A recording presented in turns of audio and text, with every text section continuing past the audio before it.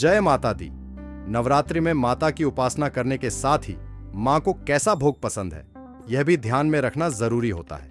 माँ को पसंदीदा भोग लगाने पर मन वांछित फल की प्राप्ति भी होती है। जैसे आप नवरात्रि में माँ को शहद का भोग लगा सकते हैं, इससे आकर्षण की प्राप्ति होती है। माँ को गुड़ का नैवेद्य चढ़ाने से शोक से मुक्ति मिलती है और आकस्मिक संकट से रक्षा भी होती है। इसी तरह हम आपको 9 दिन के 9 भोग बताएंगे, जिसे माँ को अर्पित करने पर आपके सारी मनोरथ की सिद्धि होगी और सारे संकटों से मुक्ति मिलेगी और आपकी धन संपदा में वृद्धि होगी। नमस्कार दोस्तों, छोटका बाबा चैनल पर आप सभी का स्वागत है। यदि आप भी माता रानी को खुश कर अपनी सभी मनोकामना पूर्ण करना चाहते हैं तो वीडियो को लाइक और चैनल को सब्सक्राइब जरूर करें और कमेंट में जय माता दी जरूर लिखें। चलिए शुरू करते हैं। नवरात्रि में हर रोज देवी के विभिन्न रूपों का पूजन और उपाय करके माता को प्रसन्न किया जाता है।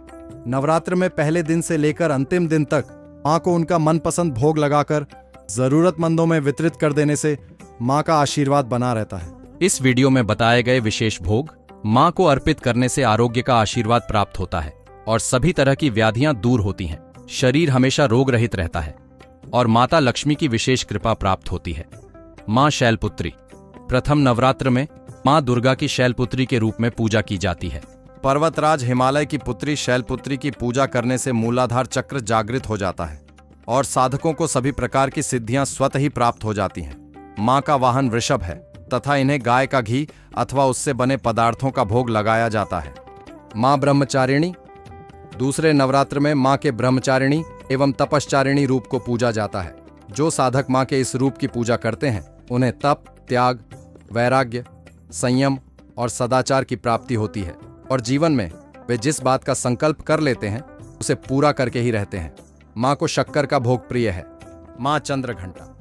माँ के इस रूप में मस्तक पर घंटे के आकार का आधा चंद्र बना होने के कारण इनका नाम चंद्रघंटा पड़ा तथा तीसरे नवरात्र में माँ के इसी रूप की पूजा की जाती है तथा माँ की कृपा से साधक को संसार के सभी कष्टों से छुटकारा मिल जाता है। शेर पर सवारी करने वाली माता को दूध का भोग प्रिय है।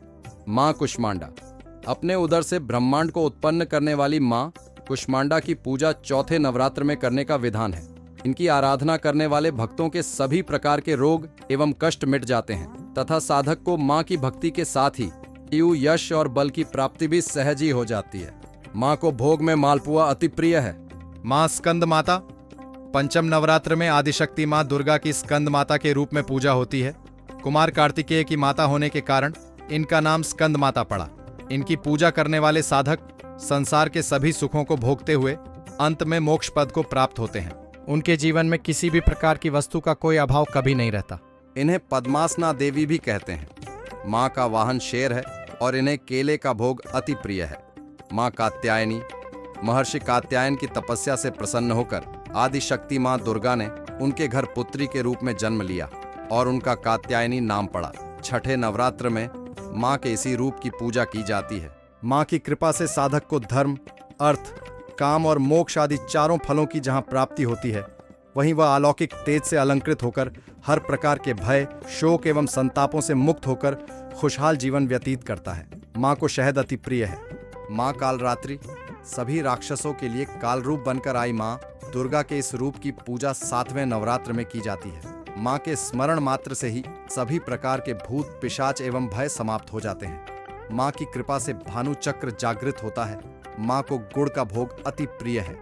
माँ महागौरी। आदिशक्ति माँ दुर्गा के महागौरी रूप की पूजा 8वें नवरात्र में की जाती है। माँ ने काली रूप में आने के पश्चात घोर तपस्या की और पुनः गौर वर्ण पाया और महागौरी कहलाई। माँ का वाहन बैल है तथा माँ को हलवे का भोग लगाया जाता है। तभी अष्टमी को पूजन करके माँ को हलवे पूरी का भोग लगाया जाता है। माँ की कृपा से साधक के सभी कष्ट मिट जाते हैं और उसे आर्थिक लाभ भी मिलता है।